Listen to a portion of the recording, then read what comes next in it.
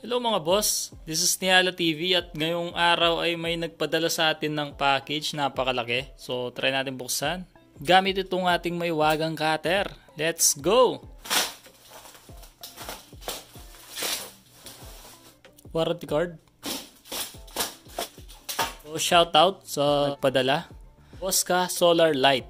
Ayan, pinadala niya tayo ng mga solar light, napakarami. 1, 2, 3 na box. Nagtitinda sila ng mga solar floodlight.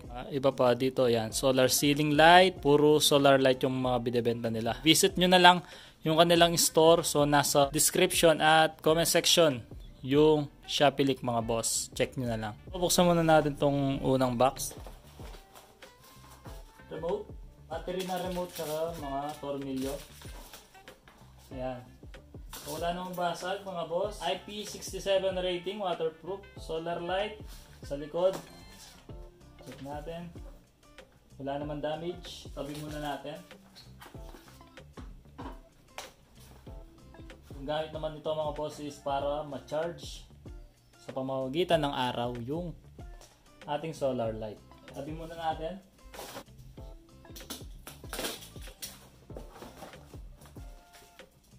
Daming LED no? Tabi muna natin. Okay, meron din siya solar panel.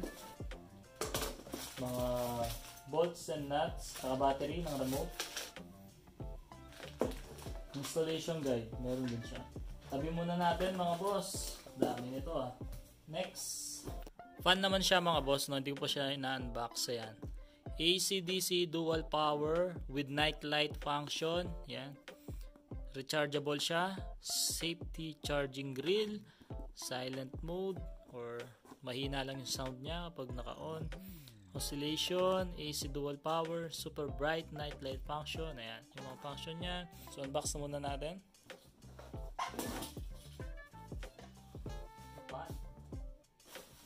Okay, meron din mga LED bulb dito.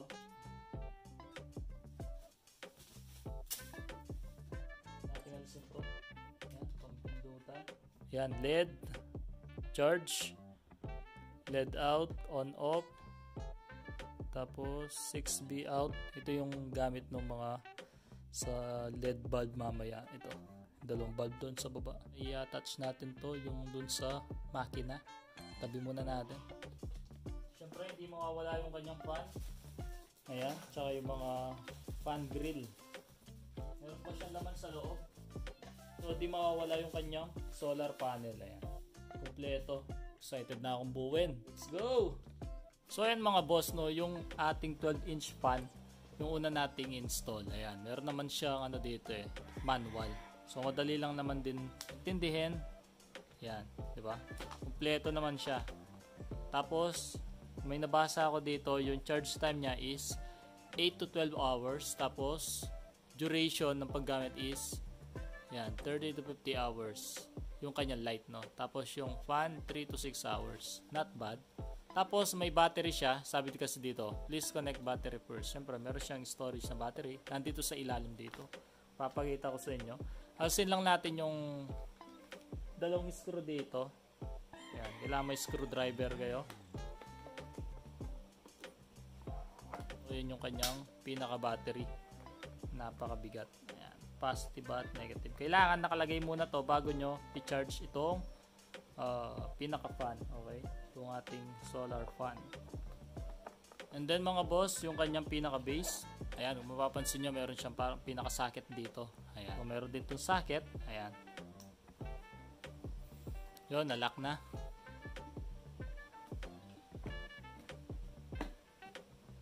So next step naman natin, itong kanyang pinaka-grill. Ayan, sa likod.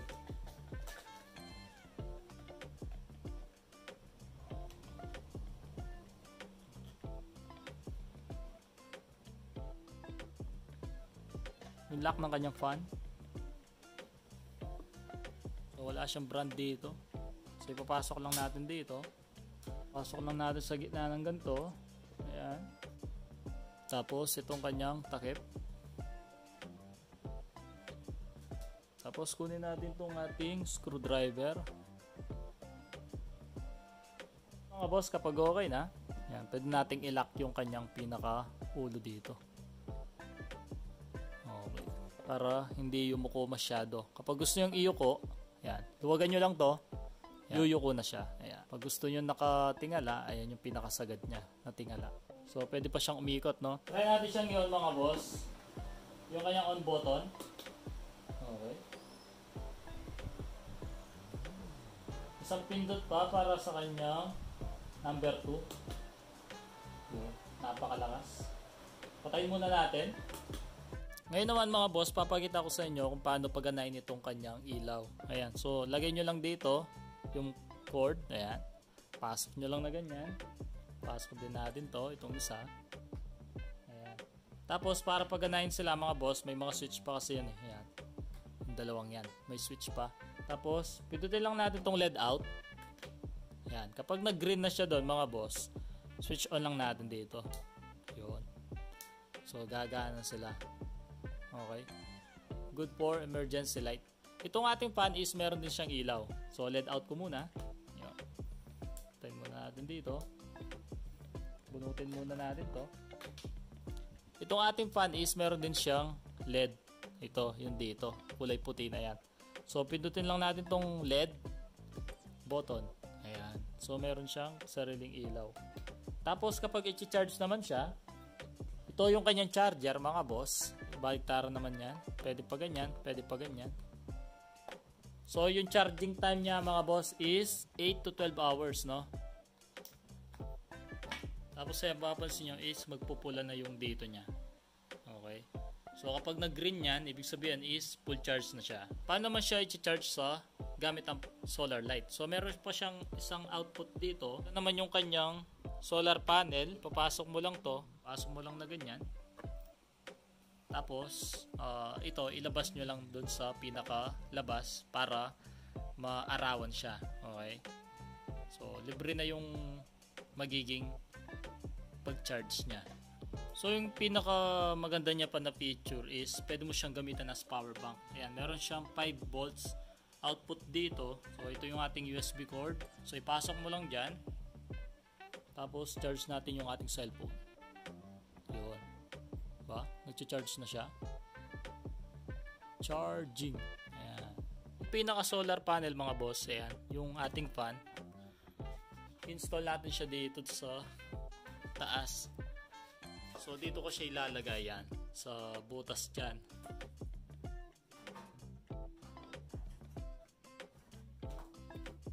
So, yun yung kanyang pesto mga boss, no? Hindi naman siguro siya tatangin ng hangin. Ayan. Importante is nasisilawan siya ng sinag ng araw.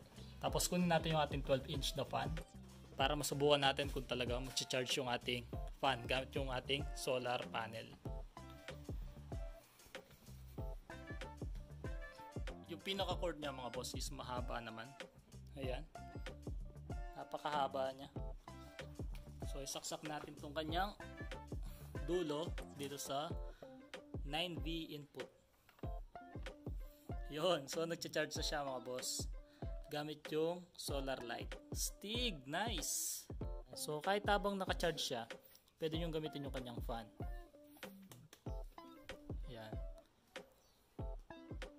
So yung mga to mga boss, no, abangan nyo dun sa part 2 para hindi masyado mahaba yung ating video. So itong unang video is part 1. So dalawang solar panel at dalawang solar light pa yan. Yun lang mga boss, sana mag-subscribe kayo at mag-comment kung may katanungan. At inuulit ko, nasa comment section at description yung mga Shopee link na mga item na to. Pwedeng tingi, pwede naman na set nyong bilhin. Ayan, yung tatlong yan. So hanggang dito lang yung ating video. Bye!